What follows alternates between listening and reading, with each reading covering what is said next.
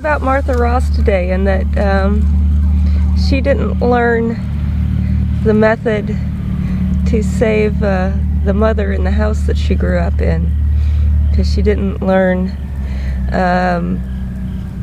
Central Asian or North Asian specific medicine.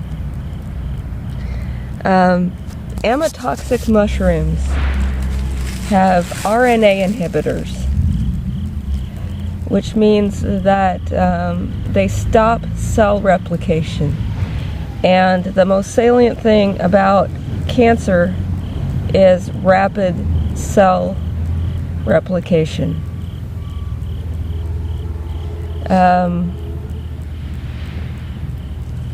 What she did not learn, and this is one of those things, if you know somebody's dying anyway, then you try the Hail Mary kind of stuff. And she didn't have a clue that this mushroom that grows all over the place could have saved her life. It might not have, but she was dying anyway. And it could have.